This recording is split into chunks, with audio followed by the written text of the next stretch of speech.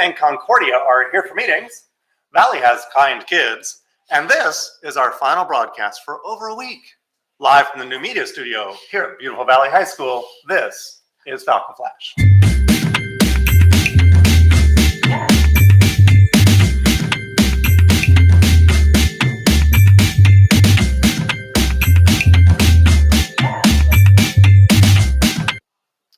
And good morning, students and staff. Today is Thursday, November 15th. School is closed next week in honor of Thanksgiving holiday. But what is Thanksgiving? I don't know. In today's Patriotic Observance, we're going to learn more about it. In 1621, the Plymouth colonists and Wampanoag Indians shared an autumn harvest feast. I can't read the real words. That is acknowledged today as one of the first Thanksgiving celebrations in the colonies. For more than 2 centuries, days of Thanksgiving were celebrated by individual colonies and states. It wasn't until 1863, in the midst of the Civil War, that President Lincoln proclaimed the National Thanksgiving Day to be held each November. In many American households, the Thanksgiving celebration has lost much of its original religious significance and instead now centers on cooking and sharing a bountiful meal with family and friends. Turkey, a Thanksgiving staple so ubiquitous it has become all that synonymous with the holiday, may or may not have been on offer when the Pilgrims hosted the inaugural feast in 1621. Today, however, nearly 90% of Americans eat the bird, whether roasted, baked, or deep fried, on Thanksgiving, according to the National Turkey Federation. Why do we have a National Turkey Federation? I don't know, maybe that's another patriotic observance coming up. A National Turkey Federation. Other traditional foods include stuffing, mashed potatoes, cranberry sauce, and pumpkin pie. I'm ready to go. Volunteering is also a common Thanksgiving Day activity, and communities often hold food drives or host free dinners for the less fortunate. Let's watch a video to see what else we can learn about Thanksgiving.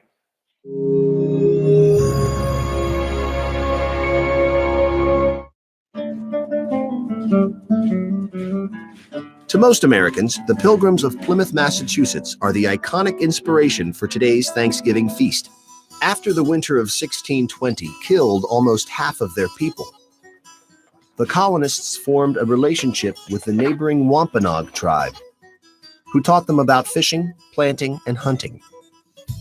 By autumn of 1621, the colonists had collected enough food to feed the community through the coming winter. The Wampanoags joined the colonists for a 3-day feast in honor of their bounty. The feast probably did not include our modern Thanksgiving staple, turkey. More likely, the colonists and Wampanoags dined on roast goose, along with corn, codfish, and lobster. This 1621 harvest meal is now commonly thought of as the first Thanksgiving. Yet for later generations of colonists, New England days of Thanksgiving had little to do with the 1621 harvest festival. Theirs was a religious holiday, descended from Puritan days of fasting, prayer, and giving thanks to God. Every autumn, the governor of each colony would declare days of thanksgiving for bountiful harvests, victorious battles, or drought-ending rains. In 1777, the Continental Congress decreed that all 13 of America's colonies celebrate a national day of Thanksgiving that year in celebration of their victory over the British at Saratoga. By the mid-19th century, many states celebrated the holiday. However, the date could vary by weeks or even months. A determined magazine editor named Sarah Josepha Hale set about establishing a national Thanksgiving Day. She passionately believed that such a day would help unite a nation headed towards civil war. Hale began a one-woman letter-writing campaign, urging politicians to establish an annual day of Thanksgiving. Her efforts were finally rewarded by Abraham Lincoln, who saw the unifying potential of the holiday. In 1863, 4 months after the victory at Gettysburg, he declared the last Thursday of November to be Thanksgiving Day. By the 20th century, Thanksgiving was a welcome day of leisure from a 6-day work week. In the 1920s, the National Football League was formed.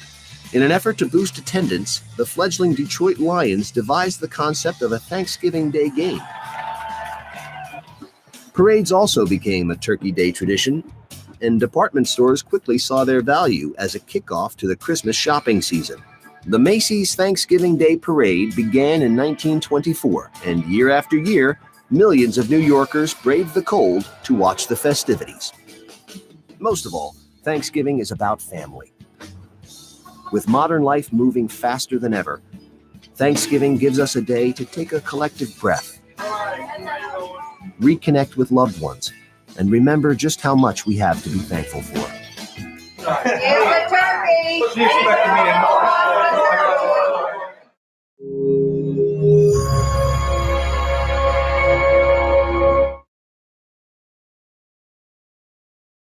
Excited.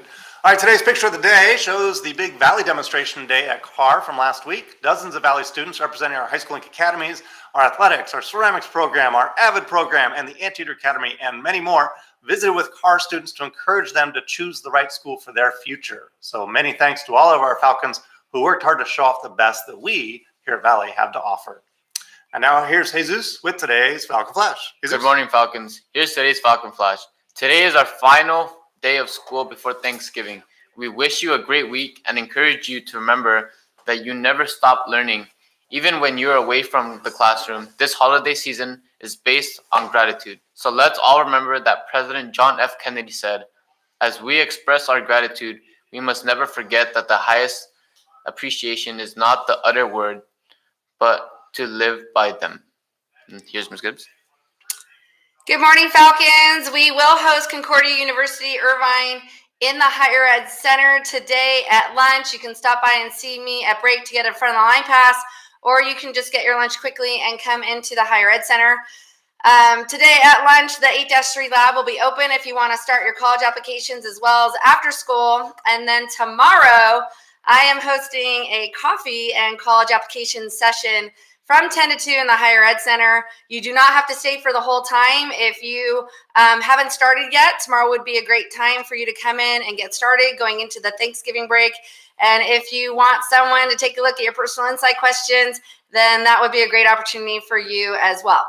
Our monthly parent meetings are today. In fact, there's one going on right now.